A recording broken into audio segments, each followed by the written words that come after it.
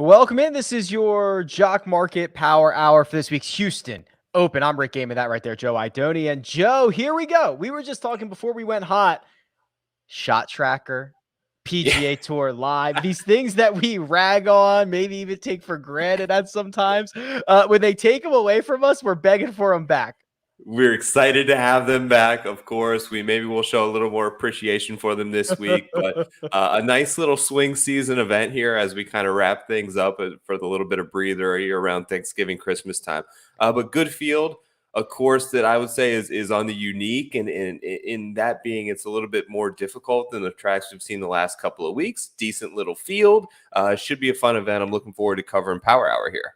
Yeah, absolutely. And if you've just stumbled in and you have no idea what's going on, this is the Jock Market Power Hour. Welcome, Jock Market, to Stock Market DFS. And we are in a very critical phase of the game right now. This is the final hour, or really, I guess I should say final 45 minutes of the IPO phase. So this is the opportunity where you can bid on shares of golfers. And if you are one of the highest bidders when that IPO closes, you are going to be allocated those shares. And then we enter the live trading portion. But I'll bring up the live real-time trading numbers here in just 1 second. But we have a couple of promos here, Joe. As usual, if you haven't deposited and you want to, use the code POWER. That is up to a $50 deposit bonus. And we're giving away $100 this evening in the way of 5 $20 increments. So make sure that your Jock Market username is in the chat. Go ahead and comment with that, because that will get you in the draw.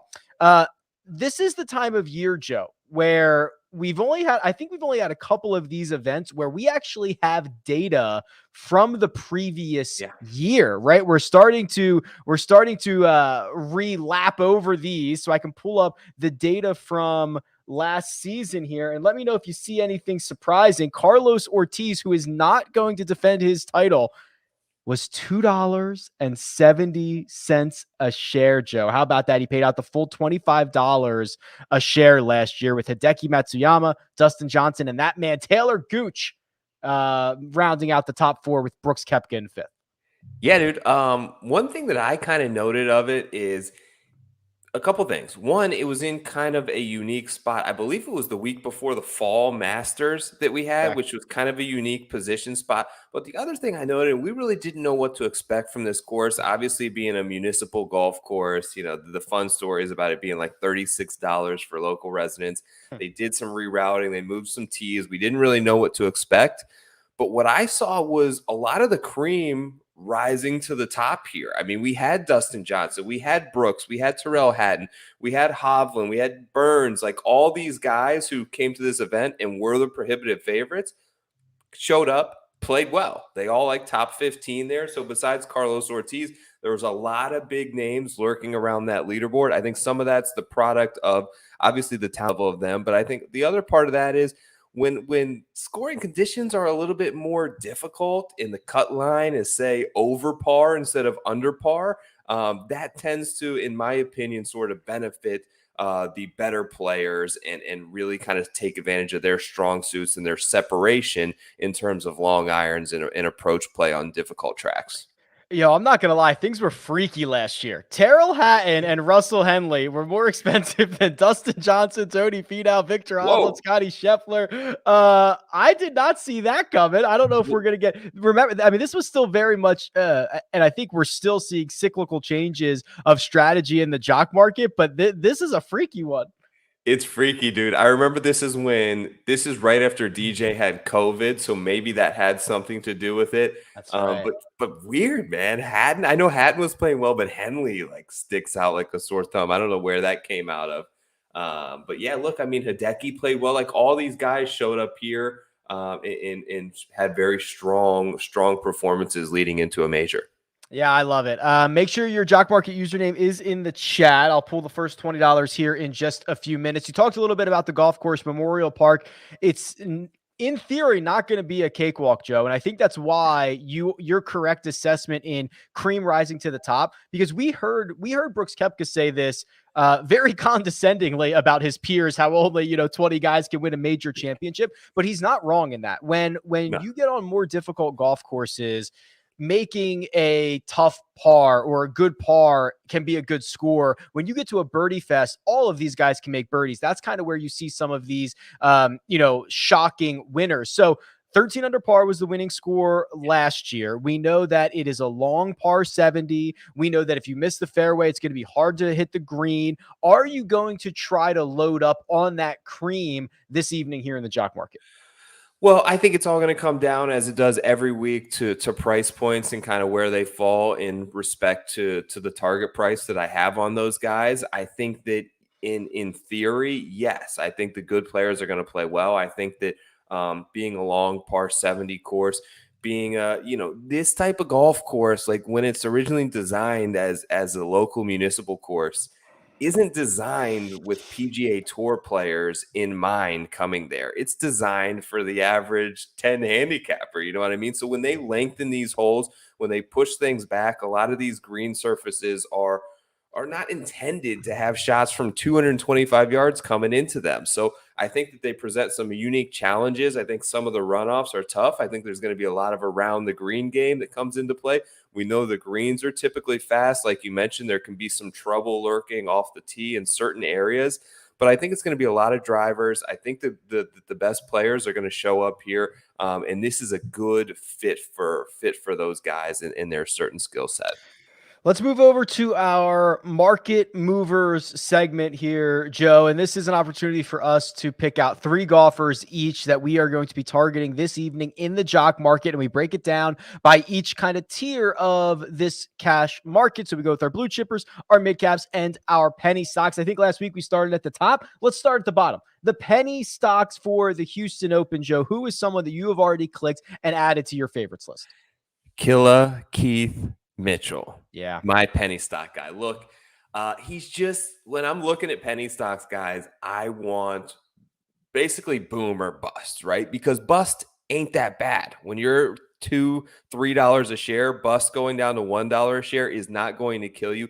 Mitchell has boom potential. You see it right there. In what is that? 3 of his last 10 starts, maybe he's cashing $15 plus payouts. So he has that potential to finish top 5 in events. So you're looking at 10 starts there. He's got 3 top 5s. That's exactly what you want to see out of a penny stock. You don't mind the miscuts every now and then, as long as you get those boom weeks. Like I mentioned, I'm looking at the driver this week of being a very important asset. I think Keith Mitchell sets up well for this type of course. We know he loves the fast Bermuda grass greens. And played well a couple of weeks ago, and we saw him on the Vegas swing. So why not? Let's go Keith Mitchell as my penny stock. He did. He had like a 5-shot lead at one point at Summit Club. Now, that did not necessarily end as well as he would have liked, but it paid you out a lot in the cash market. It was right here, $18 a share. And you nailed it, Joe. So he is overall, he has lost in more cash markets than he has won, but he is still returning on average a 52% ROI because he's a cheap boom or bust golfer, which, if I know anything about you, Joe, that's a pretty good type of guy to target here.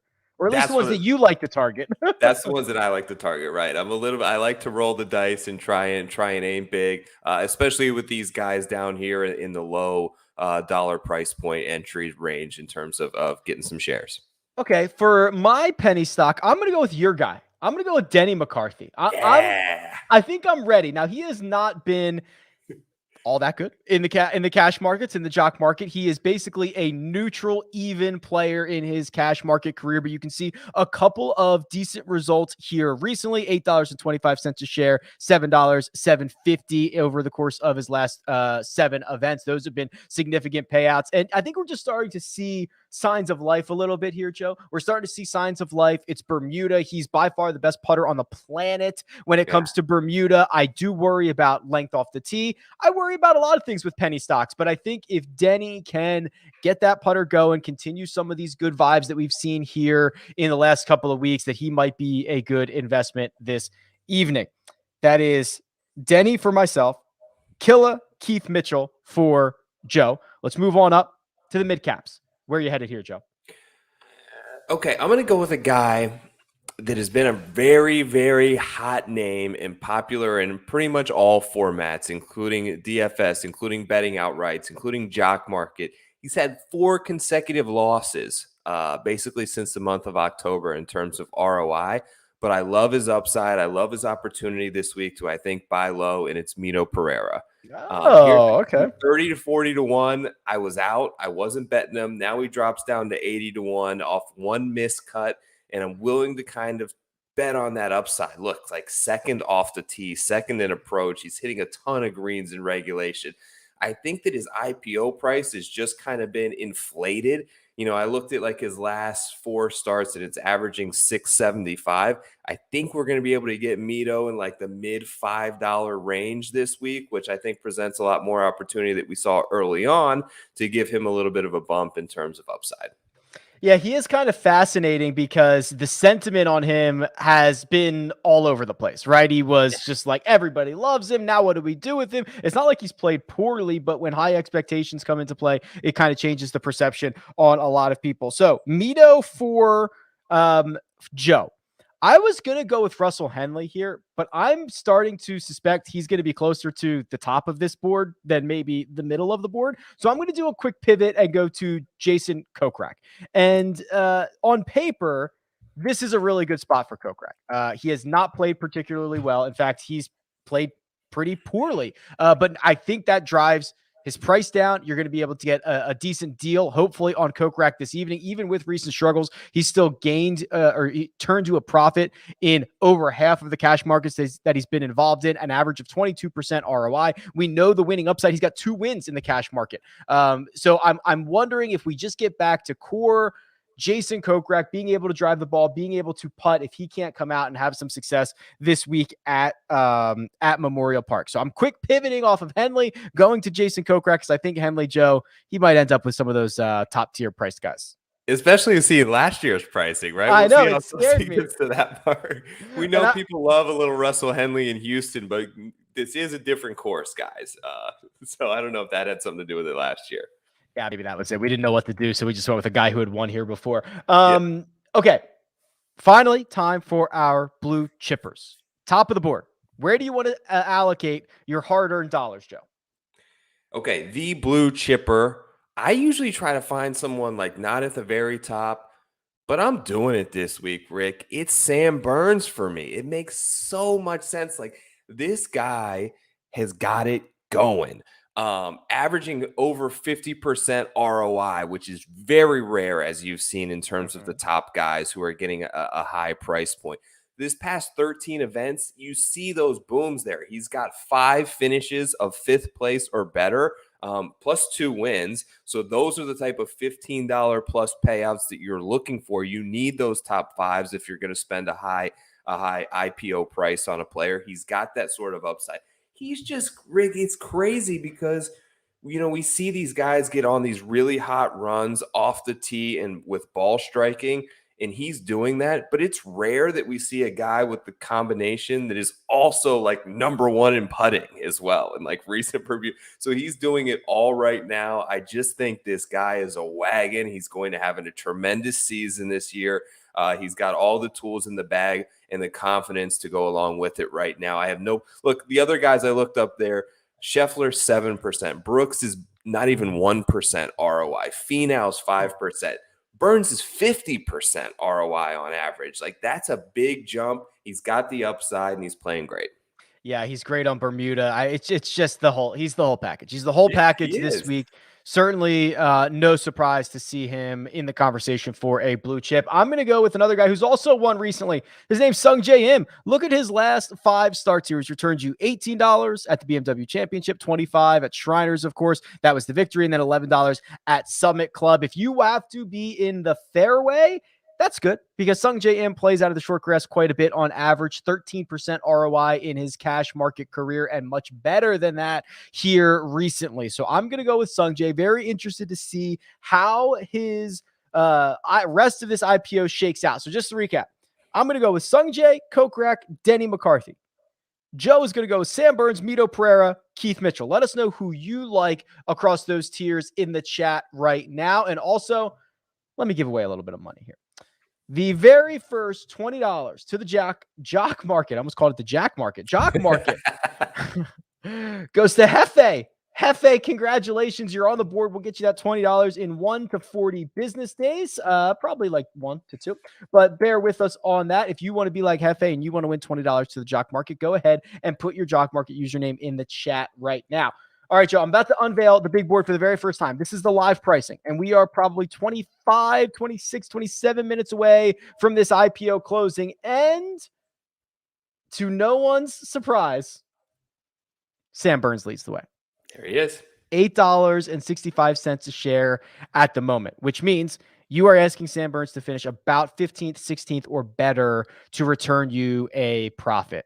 We mentioned it just before. He's been absolutely killing it. 6 of his last 7 cash markets have turned you a profit, many of them very sizable. My assumption, Joe, and I assume you are on the same page, he will be the most expensive golfer this evening. Yeah, I think so. He deserves it. Like when I first pulled up the odds board, like it's a little just, you see the names we're so used to, right? Like Finau, Brooks, Cam Smith, like these guys are tremendous players who've shown up in major championships. Like they'd have their wins. And then you see Sam Burns at like half the betting number of them. And you're like, wow, like he's arrived. But like we've mentioned so many times, obviously a first and a fifth in his last 3 starts. The guy's on fire right now and doing everything. He's got all the tools in the bag seemingly working. Early here in this IPO, Cam Smith also crossing over the $8.50 mark. And I got to admit, Joe, I've gone back and forth on Cam Smith all week long. I think I started out pretty pessimistic. I warmed up a little bit. I think I'm cooling off a little bit. There's only so much time left before this thing shuts down here in about 30 minutes. So I need to know kind of where you stand on Cam Smith and how he's already jumping out to an $8.52 share price. I just want to I want to see him play more. And that's my hesitation is like right now I'm looking for guys that played a little bit in the Caribbean swing, that have played in Europe, that have played in the Ryder Cup. Like rounds under your belt right now at this point in the fall are a big positive for me. I know that he showed up. What was it? The CJ Cup there a few weeks ago in top 10. Yeah, was that right the here. tournament it was? Yeah. Okay. Yeah. And he's great. But just I think given where the price point's going to be, he's already at $8.50. He's probably going to get close to that $9 mark. I'm willing to pass and go with the guys that I have a little bit more certainty of where their form is here in the late fall and into November now. All right, well, let's talk about those guys because the top of the board shaping up. Oh my gosh, Coke Rack is already over $6.09. Maybe he is not a mid cap option, but we've got good form from Taylor Gooch. We've got good form from Scotty Scheffler. We've got good form from Matthew Wolff and Sung J M. Are any of these names enticing to you when it comes to form, Joe? Yes, I like Matt Wolff a lot, man. It's just like I feel like he's the type of player that you've just got to kind of ride the wave with. And he's going to have these ups and downs, and he's not going to be Colin Morikawa. He's not going to be Vic Hovland, where they're just consistently great, top 10ing every week. He's going to have these massive peaks and valleys. Look, I looked at his stuff last year. It was ugly for a long time. 14 out of 16 consecutive cash markets, he lost. Look at this. Yeah. 3 straight gainers now at this point. Something weird happened there in that week. I think he might have withdrawn where it's 1-1. But you look at the 3 prior ones to that. Let me see what I wrote down here. I had 47% at the Sanderson, 295% at the Shriners, 167% ROI last week. He's more than doubling your money in a lot of these. I think that he's riding great form. I loved his interview this week where he just talked about hitting driver, and you can just feel that he feels good. And I think when he feels good physically, mentally, and he knows his game's in a good spot, he's the type of player that I like to bank on that upside. Yeah, on paper, Memorial Park should be a great spot for him, right? Just unleashed driver. I mean, I was actually pretty impressed with what he did last week, which was a lot of 3 woods, a lot of 5 woods, but then he gets I was pretty impressed by that. So I'm certainly gaining optimism in the world of Matt Wolff right now. 3 out of his last 4. Actually, it's 3 straight. You're right. I think what did he do at Summit Club? Did he withdraw before the week started? Is that what happened? I don't know. I think he was I just think he was listed in the IPO for some weird reason, or what happened there? I think he was he an alternate? Could he have been an alternate? I think he was an alternate. That's what it was. So he stayed at $1. He was one of the alternate guys. That's exactly what it was. That makes sense. I'll remove that one, but it's not a huge difference there. 3 straight cash markets in which Matthew Wolf has returned you a profit. Okay, so that leaves us with, you mentioned Tony Finau earlier. Now, Tony Finau is the second pre-ranked golfer, which means only Sung Jae Im is going to break a tie over Tony Finau. Tony Finau is going to break it over everyone. Adam Scott is also here. These are two very interesting names, Joe. And basically, selfishly, I'm just asking you about guys that I've been on the fence about all week long, and hopefully this helps other people here. But I've kind of struggled this week with some of the more established Finau, Adam Scott, Brooks Koepka types. I've struggled with them. I like Brooks this week. I think this is his week. I'm not quite there on Finau. I do have some interest in Adam Scott. A couple of things like we kind of mentioned earlier, like when you're looking, I don't put a ton into sort of course correlations, but our sort of colleague over there at Odds Checker, Tom Jacobs, I thought did a great write up this week, and he really used PGA National as a good comp that I thought fit. Like in my head, it fit. Tough par 70. Off the tee, very demanding, tough scoring conditions, long Bermuda grass greens. I felt like a lot of those fit. That's why I liked your Sung Jae Im pick. That's part of the reason I landed on Keith Mitchell. And Adam Scott obviously has a great history at the Honda. I like his sort of off the tee game. I feel like he's so good that I liked his betting number a lot this week. I don't know where this price point's going to kind of get at. Right underneath him, though, is this guy Aaron Wise. And like they're just teasing us with these sort of betting numbers and saying, look, we're going to stick him between Finau and Koepka and hope nobody bets Aaron Wise, it feels like, because they're worried that he's going to win. Look at that. 7. Is that 7 straight? Yeah, Positive this one ROIs? was a 1 cent profit, but that counts, baby. That counts. Is That's 1, 2, 3, 4, 5, 6, 7 in a row. He's returned you a profit on at a relatively like reasonable IPO price. So you can usually get in the $5-6 range on Wise. If you've been playing him, he's made you some money. I'd be confident to go right back to that well. Yeah, I think I described Aaron Wise earlier today as kind of like a math problem. The math problem is very simple for Aaron Wise. If he continues to putt like this, it's coming.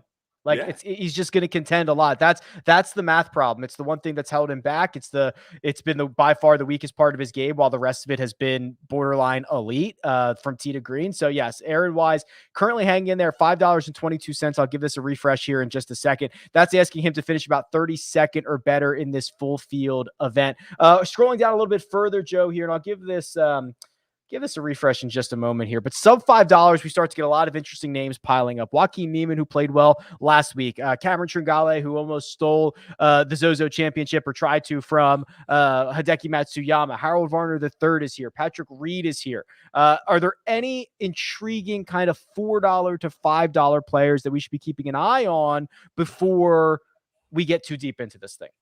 Wow, Mitchell's already up there plus $4. I have some interest in Reed. I'll be interested in kind of keeping tabs on that. I like Neiman a lot this week as well. I think that his strengths and he played pretty well last week. He was able to score really well, if not for a couple of bad holes. So I really like his upside coming in. Who in the world, Rick? I know nothing about this guy, so I need you to kind of clue me in. I see his betting price is like low, what I thought was very low, at like 80 to 1. Who's Taylor Moore? Like, what do we know about this guy? Why is he right there between Keith Mitchell and Jonathan Vegas, who's been great in a place like the Jock Market? What do we make of Taylor Moore? Yeah, he's another one of these kind of accomplished, just off the Corn Ferry Tour type of guys trying to make some noise. Has played well at the very few handful of events that he has played on the PGA Tour, even when he did not have full status. And what you're seeing from him early this season is more of that. Sanderson Farms T17, Shriners T24. Both of those are significant ROI, returns on your investment, because he was $3.50 basically in each of those. Now, he's going to be a little bit more expensive than that, Joe. $4.20 at the moment, which if you're a buyer there, that's asking him to finish. It's only 49th or better. He'll probably get a little bit higher, but I throw him into the category of, the Chad Rameys and the Hayden Buckleys and the Grayson Siggs. Like, we're going to learn a lot about these guys, but I think in a format like the Jock Market, you'd almost prefer to be early than late. So Mhm. I feel like trying to buy up some of these guys now as we learn more about them has been a pretty good idea. Got it. The next $20 that I will give away will go to, let me find his comment, Bear Samuel. Congratulations, you are on the board. We'll get you that $20 here in the next day or two. If you want to be like Bear and win $20 to the Jock Market, all you have to do is drop your Jock Market username in the chat right now. If you haven't deposited, use the code POWER. That gets you up to a $50 deposit bonus. That is the best possible deposit bonus out there. By my clock, I've got 8:41 p.m. Eastern time, Joe. So we are probably 15, 16, 17-ish minutes away from this IPO closing. So let's see kind of the bottom of this board and see if we can find some real value here. So the sub $4 golfers, and I'll go full screen so that we can see this a little bit better. Taylor Pendrick, another guy that I think is an interesting bounce back candidate, great driver of the golf ball. I'm willing to give him a pass for Mayakoba the week after he coughed up, an event that he probably should have won. Mark Leishman, a couple of Aussies, Mark Leishman, Jason Day are here. My guy, Denny McCarthy, who's really your guy, Denny McCarthy. Are there any interesting names that we should make considerations for in this $3 section? Yeah, I mentioned Mito earlier. I kind of like Sahith as well. I feel like he's got a talent level, and he's kind of got that driver is really an asset for him, and I think that he can play to some of the strengths. We had that crazy talented class of like Wolf, Morikawa, Hovland. Sahith was the next guy, so he won the Haskins Award the following year. He won a couple events. He top 10 in like 80% of his college starts. I think that he's close to sort of making that leap, so you may get in there.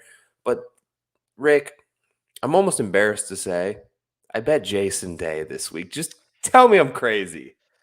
I don't know if you're crazy. He Okay. is such, he's so interesting. And I'll pull up his results here. So here he is, 3 straight losers, but the 3 before that were pretty good. He has been very candid about playing less golf. And when a golfer does that, it could be really good for his game, or it could be really bad for his game. Now, for someone who struggles to get the back loose all the time, maybe playing less is good. I mean, what if Tiger could pick? He'd play 16 times a year, like Yeah. something very, very short schedule, right? I don't know. So I kind of like the idea that he is doing something I wouldn't call drastic, but he's doing something that he thinks is good for his game. Whether it turns out to be good for his game or not, Joe, I don't know the answer to that, but I'm at least somewhat optimistic that he's taking a different approach, if that makes sense. So I remember being on him last year at the Houston Open, which was one of the few events where he actually turned a reasonable profit. And I just like like any time of place is going to put, I think, an emphasis on around the green game, which I think that this place showed last year. I feel like that's his strength, and I feel like that's still his strength, and it's always been. We see these guys go through lulls in their career and they surge back up. Like Tiger was a great example. Like to many people with the back, he was done, right?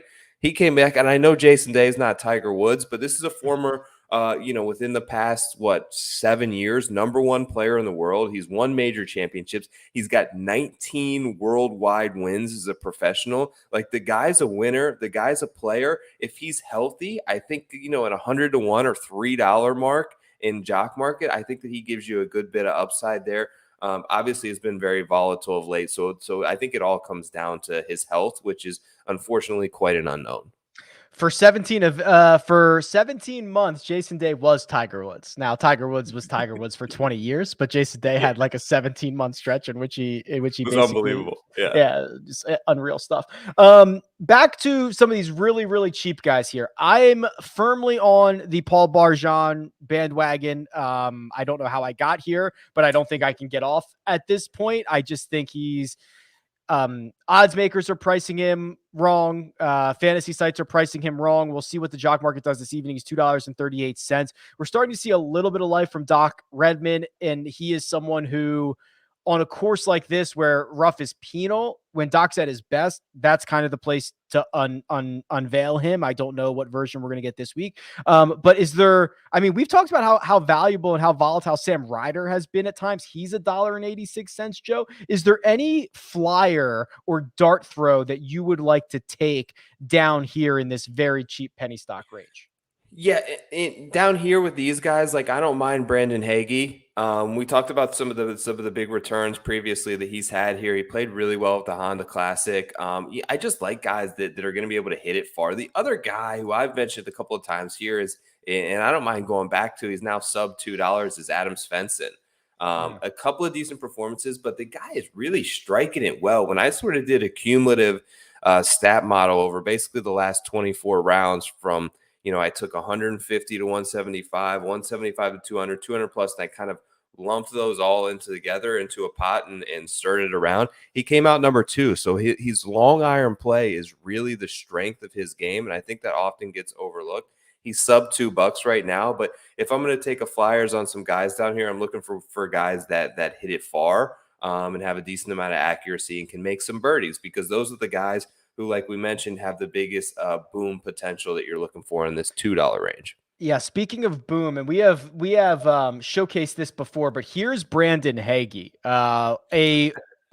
a loser in 15 of 26 cash markets, but average ROI 55%, because what you get is this $20 per share at the Honda, this 7 at Valero, 13 at Rocket Mortgage, another 7 at John Deere, and he's always so cheap that goes certainly a long way. That's that boom or bust potential that we're talking about. Let me give away a little bit more money here. I've got $60 more to give away.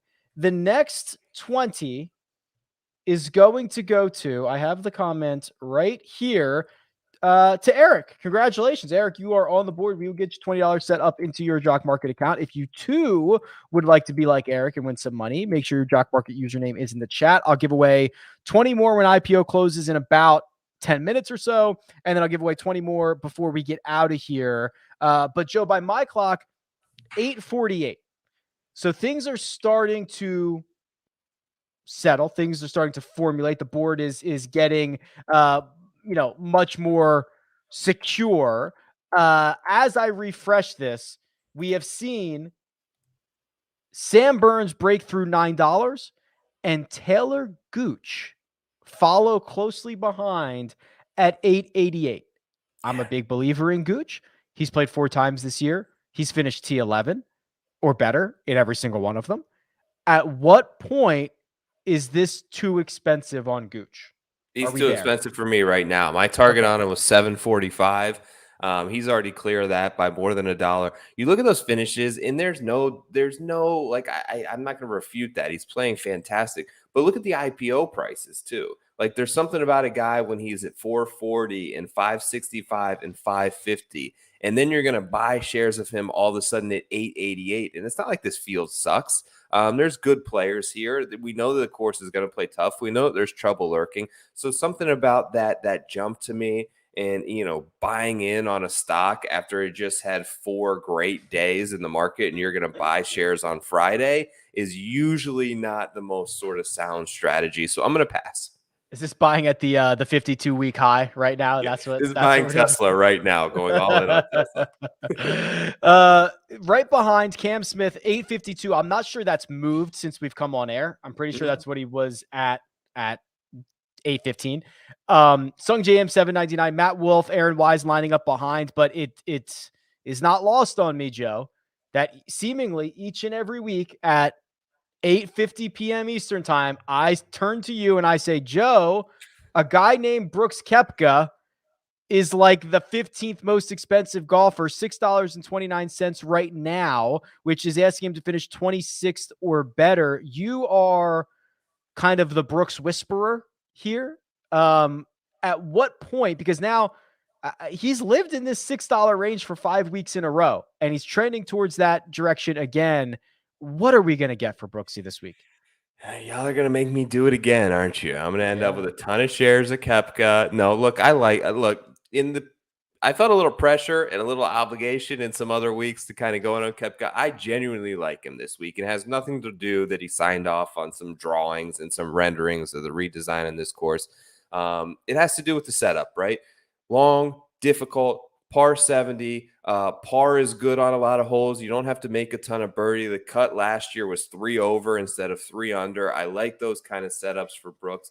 I think that, he's generally pretty honest. Do I think that he was a little tongue in cheek when he said he's been like on the range all the time? Yes. But he's got this match coming up here in about 2 weeks that he doesn't want to lose. So I do think that he has been practicing. I do think that he's trying to get himself into form. I know he missed the cut last week at the end. He made like a triple or something to sort of miss it at the very end. That's okay. He played. He got some reps under his belt. He comes back to a place where he T5'd last year off of virtually no form and a little bit of an injury. I'm going to buy some shares of Koepka. If he stays sub like $7, I'll have plenty of shares. The biggest discrepancy at the moment between the betting market and the jock market current IPO price is Scotty Scheffler. Yeah, Joe, because let's talk about it because Sam Burns in most places your favorite, with Scotty Scheffler, Cam Smith 2 and 3. Scotty Scheffler, depending on where you look, pretty much the second shortest odds. Well, right now he is the 8th most expensive golfer in the jock market, and guys that are pretty significantly longer in the betting market are more expensive here in the jock market. Now, this might correct itself over the next 7 or 8 minutes, but how bullish are you on Scotty after his 4th place finish in Mayakoba last week? Very. The more I see his price point right now, and I feel like the sentiment isn't all the way there in what else I've heard sort of this week, the more and more that I like him. 4th place finish last week, obviously sort of had the breakout performance in terms of name recognition for a lot of casual fans at the Ryder Cup there. You see plenty of spike moments. He's probably the best player in the world right now to not have a victory. So he has that incentive. He has the Texas sort of, narratives of where he went to school and where he grew up and where he's familiar playing golf. I like him a lot this week. I have him rated the 3rd ranked player in the field, just like a hair below Sungjae Im this week, which I kind of elevated narrowly above him. But they're both sort of, I'd be happy with either one of them. Certainly at the price he has now, we see it jump up a little bit. I expect some movement in the next 5 minutes.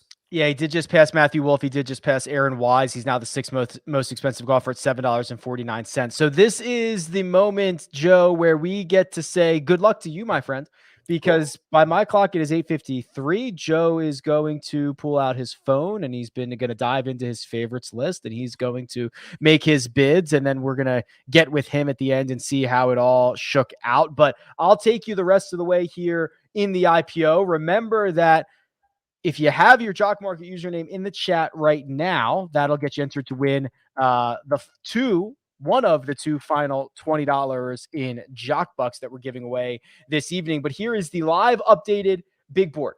And Sam Burns continues to lead the way, $9.06. He's the 11th pre-ranked golfer, which means there are 10 other golfers that break a tie with Sam Burns, but Sam Burns breaks it with everyone 12 or larger. At $9.06, you're asking him to finish 13th or better in this cash market to return you a profit. We are now at the most expensive price, dare I say ever? Yes, ever on Sam Burns, $9.06, an all-time high. Taylor Gooch, $8.88, easily an all-time high.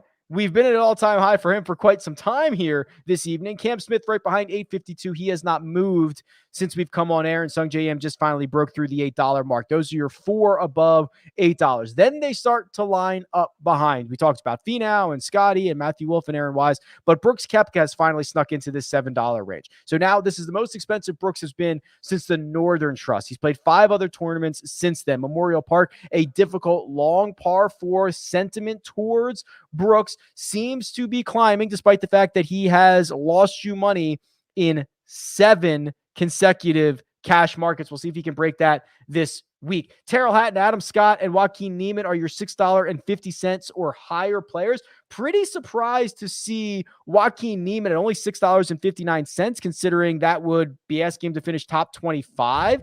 Has played well here.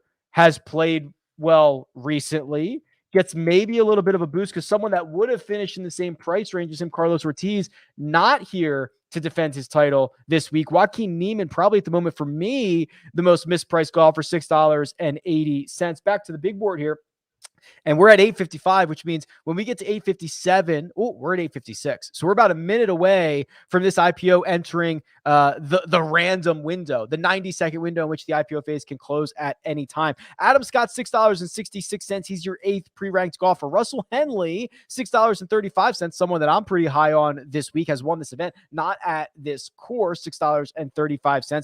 And my guy, Jason Kokrak, hanging strong at $6.09. That was a quick jump to around the $6 range, and he hasn't moved much recently. This is a play on long-term form. It's a play on course fit, not necessarily course history. If Jason Kokrak can get back to his strengths, maybe he is someone who can contend at this golf tournament. Lonto Griffin at $5 along with Max Homa and Chad Ramey. Lonto's won this event, again, not at Memorial Park, has played well recently. 2 straight top 7 finishes, 2 straight cash winnings for you if you've been a backer of Lonto Griffin. I'm going to try to give this big board a quick refresh here because we're about to enter the really, really juicy parts of this. Okay, we're in that 90-second window right now. So this IPO will not be open for longer than 90 seconds, and it can close at any moment. So get your bids in right now. As I turn my attention back to the big board, we continue to see a climb for Sam Burns, now $9.50. Will he get to $10? We will find out. $9.50 is he asking him to finish 13th or better. Taylor Gooch hanging strong at $8.88.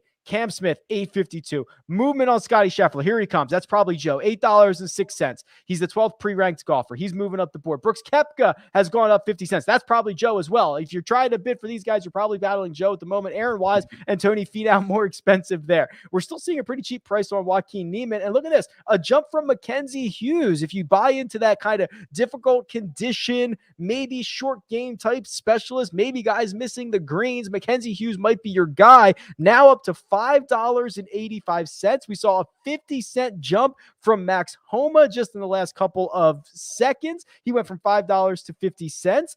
What else do we have here?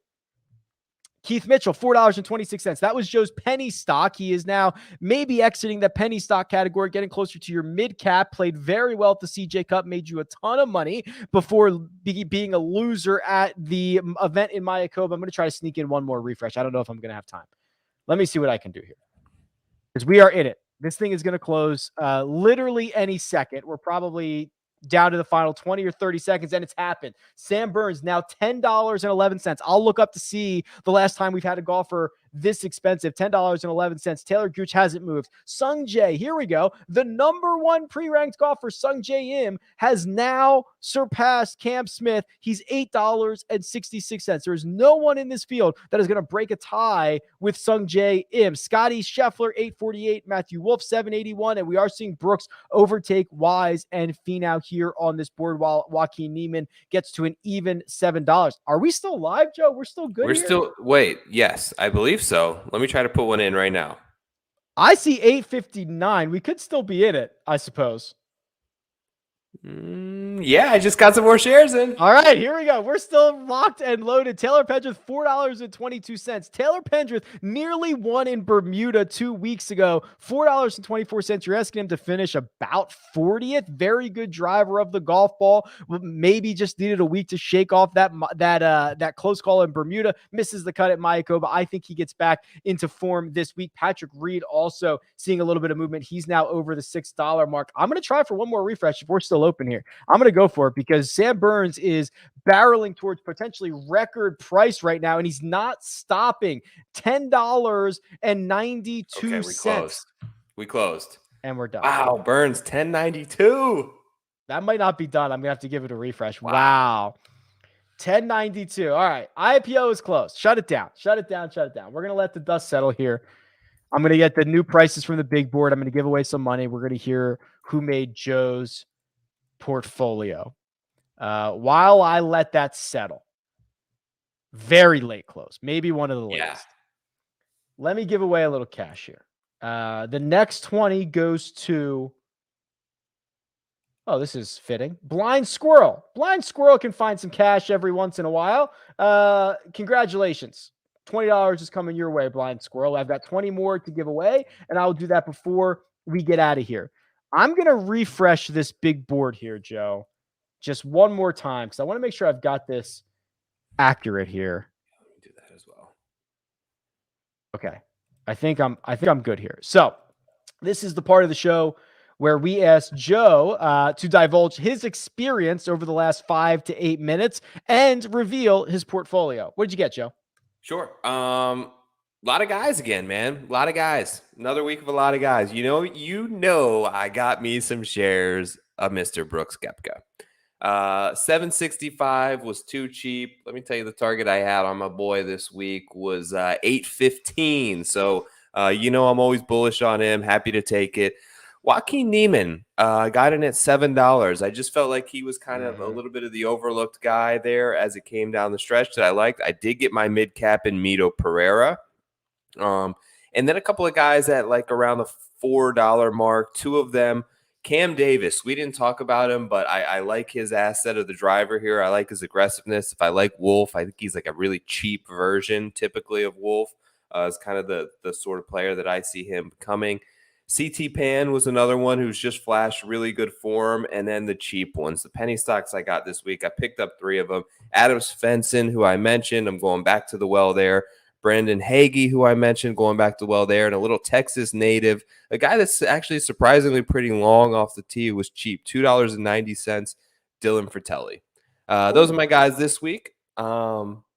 Drop your guys in the comments. I always like seeing who you guys are hot on this week. Yeah, I always love when someone's like 1,000 shares of X golfer, random golfer. Dylan Fratelli, I saw listed his place in Texas for rent. So if you're interested in renting Dylan Fratelli's place, it is apparently for rent. Looks pretty good. Is it like a roommate situation where he still lives there? No, I don't think so. I don't think you get to be Okay. roommates with Dylan Fratelli. No. I'm pretty sure he's going somewhere else. Okay, so Koepka, Niemann, Mito, Davis, CT Pan, Adam Svensson, Brandon Hagee, Dylan Fratelli. For Joe, let us know who you got, and I'll reveal the big board here. And it is top heavy, Joe. Sam Burns, $10.92. Now, I was just kind of flipping through the data. So in the very early days of Jock Market, we saw a lot of this. We saw a lot of $12, $11, $10 a share here. So he would kind of fit right in here. It would be like maybe the 20th highest price ever, but more recently it would be one of the highest, just because the kind of strategy has changed. People realize kind of living in that $5 or $6 area has been extremely profitable. But here we go. All signs point to Sam Burns, $10.92. Your thoughts on that? I don't want to say anything negative about Burns, but pretty much when a guy clears $10, I'm no longer in on him. That basically is the mark where the max you can make is 2.5x on your initial investment, which he has to finish first to get there. He can finish basically 12th and lose you some money or so at that price. I think it's tough for him. I think that he's great. For me, I just rather play the guys in sort of the $7 range and hope that they have a good week and relatively similar win equity. When you're talking about some guy that's almost 11 and the highest price point he's ever been, some of that value is sort of siphoned. There's fair value projection for what it's worth was 731. I had a target on him of 925. So I'm okay missing it if he plays well. The full $2 gap to Taylor Gooch. I love Taylor Gooch. We talked about it a little bit earlier. $8.88, probably too rich for my blood because of what you have referenced, which is just they got to be perfect. They've got to be really perfect. And even if they are, you're kind of capped, especially for Gooch, whose winning pedigree is TBD. Yeah, dude, it's like I lost out on some shares of Scheffler at the last minute, but Scotty's a way better player than Taylor Gooch. Way better. So it's to me like I don't see how you got there with him and you passed on Sung Jae, Scotty, Cam Smith, Wolf, Finau, Koepka, like all these players I put with sort of higher win equity. I get he's in incredible form right now, but like we mentioned, it basically almost double his probably average IPO price this week. It just feels like you're buying high. I love that you got shares of Joaquin Neiman. I'm very interested to see how that plays out at $7 a share. I think just kind of looking at this, and it's always easy to do afterwards. Uh, I would not be surprised to see either Finau or Terrell Hatton as big winners. Finau, $8 a share, but he's the second pre-ranked golfer. His sentiment is better in the outright market than it is. It's actually probably kind of similar. And then Hatton's $7 a share, 6.99. The third pre-ranked golfer. If he finishes T4 with five guys and gets the lion's share of those of that payout, like I would not be surprised to see those guys find success this week. Yeah, and Hatton, like you see there from the finishes, has sort of flashed the ability to sort of just pop into a T2. Been a little while since he's won. And for me, like I was interested in him. It was him or Neiman basically right there around that $7 price point. And I just feel like I've seen more flashes currently of the form most recently with Neiman than I have with Hatton. But like you've shown there, any player of his sort of caliber, all it takes is one little tip on the range or one little thing to him sort of realize, and it all changes. And we know his sort of ball striking prowess when he's at his best is great. Real quick, I missed this. Reed Fowler in the chat. Reed will be on PGA Bright and Tour early, Live baby. tomorrow morning. Go to sleep, Reed. Don't you have to wake up early, my friend? You are on bright and early. I think it's like 7:30 a.m. Eastern time. So looking forward to catching Reed on PGA Tour Live. Good to have him back. Good to have PGA Tour Live back. Good luck, Reed. Looking forward to watching, and thanks for stopping in. Scrolling a little bit further down the board here, Joe. Patrick Reed, who we didn't spend much oxygen on, he is a top 10 pre-ranked golfer. He went for $6.49. That feels about right. Yeah, it like you said, it feels about right. I think some equipment changes for Reed. I think some, flashes. Obviously, played the Bermuda where it felt like he was clearing away the best player in the field that week, and had that great performance where he gained a lot of strokes, seemingly from the eyes around the green with a couple of chip ins and with his putter, which he can always do. We know that he's familiar in Texas. We know that he's a shot maker, and when things play tough, that seemingly would fit into that type of player's hands. So I can see him having a good bit of upside at that price point, but also volatile. Like it wouldn't surprise me too much if we see a miscut out of Patrick either. Is there any big surprise one way or another here? I think the Burns price, I love Burns. I love Burns, but the price being one of the highest we've seen in a while is a little bit of a surprise. I think maybe the value on Hatton has me kind of interested. Is there anything else here that kind of jumps off the screen at you one way or another? Maybe just when I think in terms of like an odds board, maybe I look at Shane Lowry a little bit. I think he's around that 40-1 mark. It looks like here, Tringale and McNeely and Leishman Yeah. on my book are like 50-55-1. So him being below them, obviously the sixth pre-rank hasn't had too many great finishes of late. But a major championship winner. We know that he can sort of put it together. Another guy that I think is favored by the tougher scoring conditions and maybe having to go out there and grind out some pars. So I think he could have a little bit of upside there. Yeah, I think that's a good call. So quick glance, I'm just trying to glance this back and forth. He's cheaper than Russell Henley, but he has shorter odds. He's cheaper than McNeely, but he has the same and the six pre-rank is strong. I think that's a good call. Shane Lowry might be that guy. So we'll know in 4 days or so. But right now we're entering that live trading portion of this. So you can start to buy and sell and short golfers, Joe. Mm-hmm. And with a cut line that could be over par, we might see that double bogey late on a Friday where a guy misses a cut, or someone will see how the holes are playing out. But, maybe they make birdie on 9 or 18 on Friday to get it. Like hovering and kind of vulturing that cut line has been one of the best strategies I think you can deploy in the jock market. Yes, absolutely. Week to week, hovering around that cut line and paying attention to it and being aware and being able to have the app up and see where those current bid prices at are always helpful.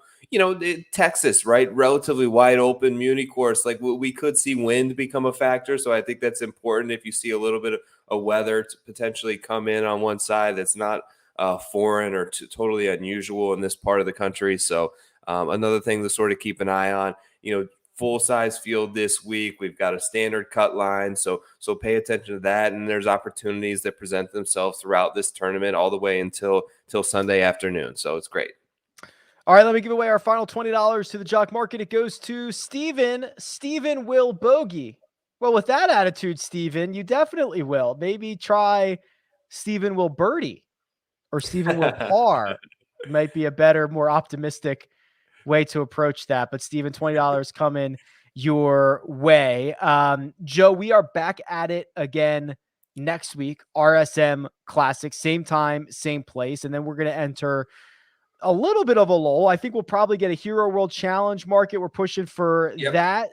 We're also looking to do some cool kind of off-season stuff as well. And obviously, Jock Market's not stopping. There's going to be plenty of contests, but we will solidify kind of the schedule over the course of the next couple weeks here shortly. Absolutely. Yeah, we've got a little free time here after Thanksgiving. A couple of the guys who we see on the leaderboards every week. I see WW's in the chat. We know our friend Austin.